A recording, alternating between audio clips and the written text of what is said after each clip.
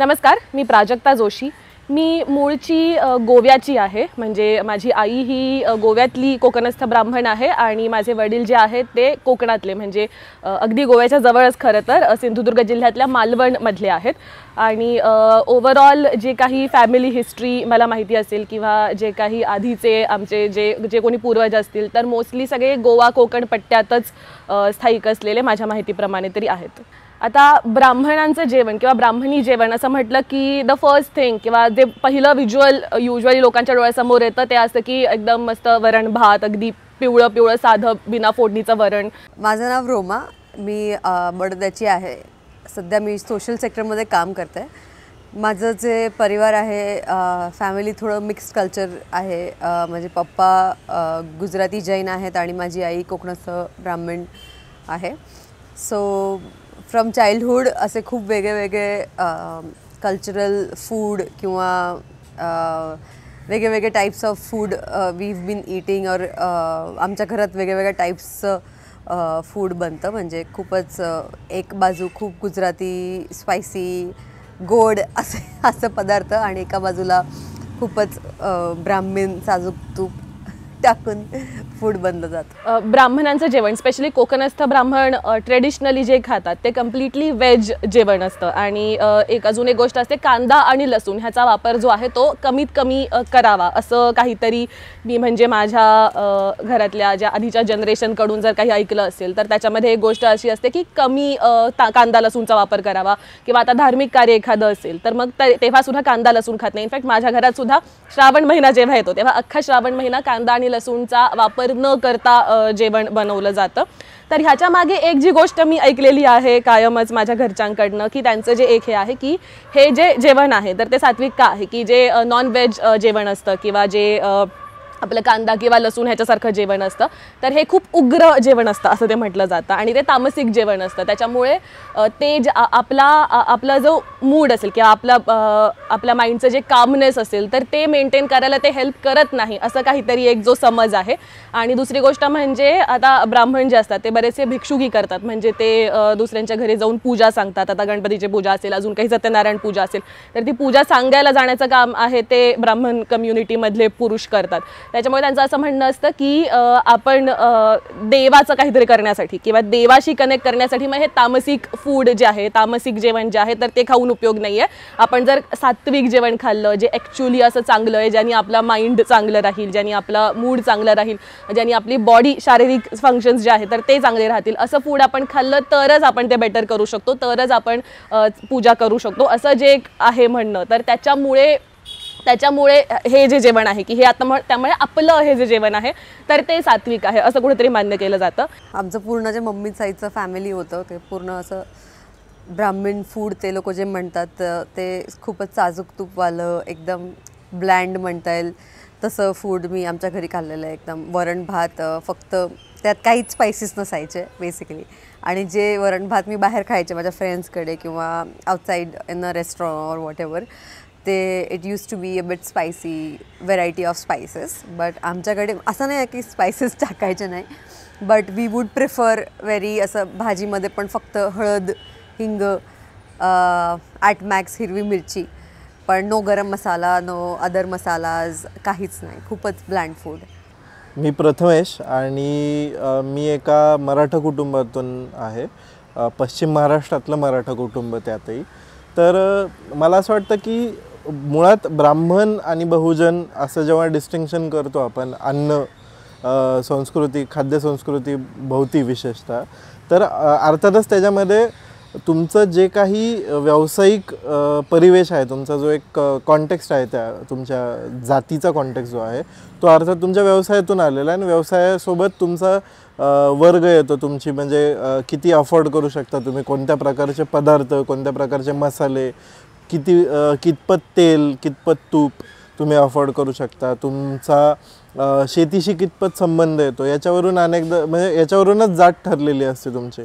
So त्यामुळे अर्थातच तुमचं जे खाद्यपदार्थ आहेत त्याचे बनवण्याचे प्रकार आहेत ह्याच्यावरती परिणाम झालेला असतो।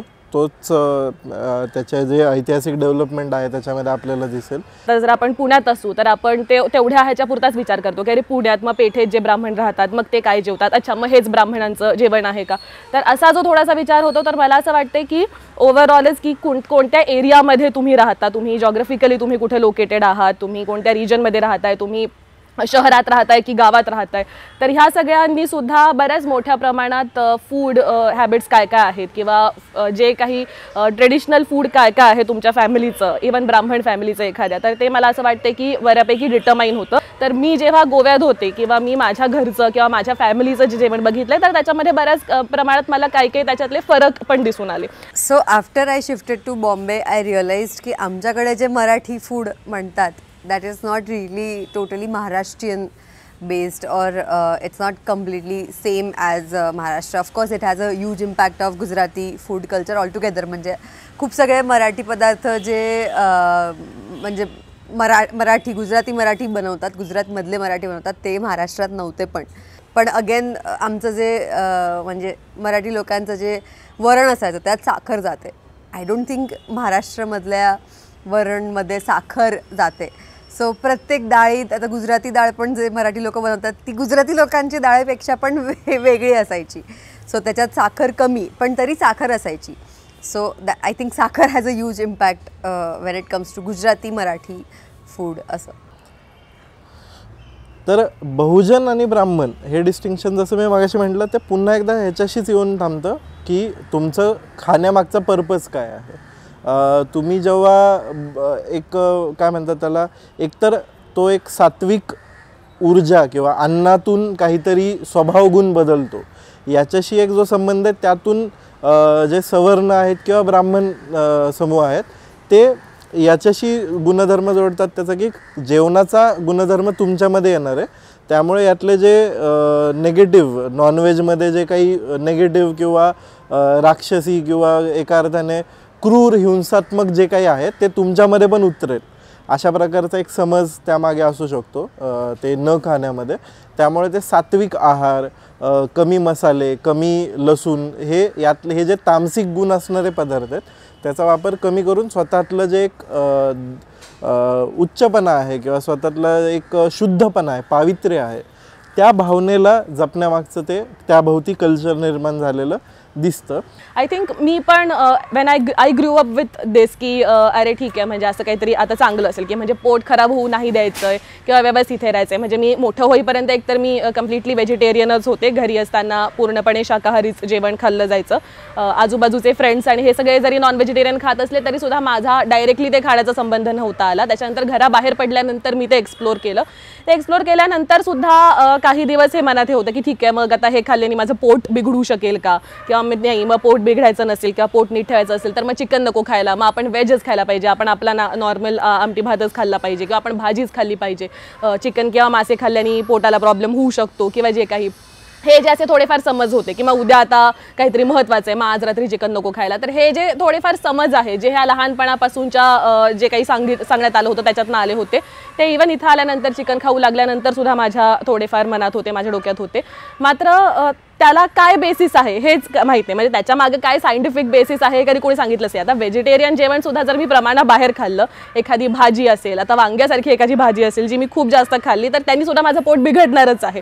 त्यामुळे मला असं वाटतं की कुठेतरी थांबवण्यापासून की नाही ते खाऊ नका, ते कसं चुकीचं आहे, ते दुसऱ्यांचं जेवण आहे आणि ते आपण खाणं कसं चुकीचं आहे किंवा ते आपण खाणं शक्यतो अवॉइड केलं पाहिजे. कुठंतरी हे पसरवण्यासाठी मला असं वाटतं की ब्राह्मण कम्युनिटीमध्ये मुलांना हे सांगितलं जातं की हे जेवणच खा, हेच जेवण चांगलं असतं, ते जेवण खाल्लेलं शरीरासाठी चांगलं नसतं. आणि हे अगदी म्हणजे हे सर्रास चालतं, हे अजूनही चालतं. So my favorite food which is like a mixture of Gujarati and Marathi होतो. It's completely based Gujarat based location Gujarat म्हणू शकतो. पण it's also loved by Marathis over there and Gujaratis over there. It's khichu. It's called khichu. It's also called papdi no lot.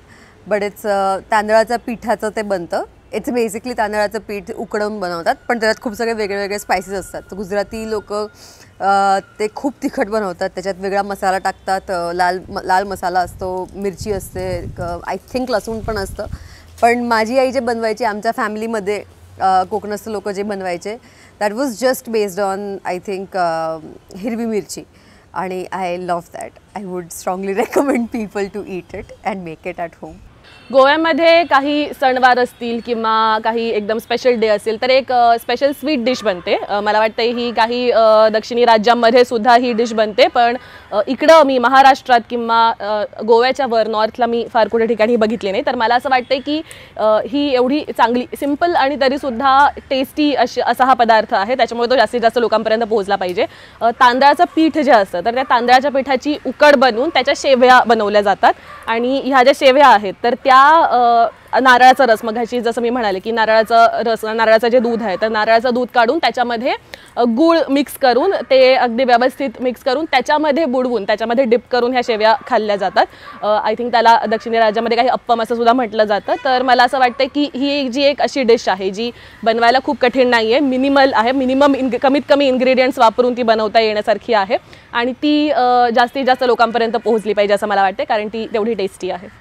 आता याच्यामध्ये एक असतं ना की अनेकदा बहुजन चळवळी जेव्हा किंवा बहुजन डिस्कोर्स जो आहे तो अनेकदा असं म्हणतो की आम्हाला जे हजारो वर्ष खावं लागलं, खरं तर अनेकदा त्याच्याबद्दल एक सन्मानाची भावना किंवा त्याच्यामध्ये एक प्रिझर्वेशनची भावना येऊ शकते की आम्ही रक्ती वजडी आग्रहाने खाणार किंवा हे. मात्र मला असं वाटतं की वरण भात तूप याला ब्राह्मणी काहीतरी दर्जा देण्यापेक्षा आपल्याला हे समजून घ्यायला पाहिजे की त्यातलं जे पौष्टिक आहे त्यातली पौष्टिकता जी आहे पचण्याजोगी त्याची जी रचना आहे किंवा आहारातलं त्याचं महत्त्व आहे हे जर लक्षात घेतलं तर मला वाटतं बहुजनांनी त्याला रिक्लेम करायला हवं. कारण डाळी काय बहुजनांच्या शेतातच पिकतात. डाळी असो, भात असो, काही असो, हे सगळे जे पदार्थ आहेत हे बहुजनांच्या शेतात पिकतात. जस्ट बिकॉज तुमचा जो शोषक आहे, जो तुमचा ऑपरेसर आहे त्याने तुमच्याकडून तो काढून घेतला पदार्थ आणि स्वतः हायजॅक केला, याचा अर्थ तुम्ही तो खायचा सोडून द्यावा आणि कुठल्या तरी याच्यातून स्वतःचंच पोषण जे आहे ते नकारावं. याच्यापेक्षा मला वाटतं उलट रिक्लेम करायला हवे ते पदार्थ. वरण असेल, तूप वरण भात असेल, हे पौष्टिक पदार्थ आहेत, चांगले पदार्थ आहेत, हे आवर्जून खायला हवेत. उलट याच्यामध्ये तुपकटपणा किंवा हे मग आपण पुन्हा त्या थिअरीमध्ये जातो की अन्नाचा गुणधर्म तुमच्यामध्ये कुठंतरी येतो. हे चुकीचं आहे मला वाटतं. असं काही कुठलंही हे अशास्त्रीय आहे की काहीतरी अन्नाचे स्वतःचे स्वभाव गुण असतात आणि ते कुठंतरी तुमच्या स्वभावाला अफेक्ट करतात. हे मला नाही पटत.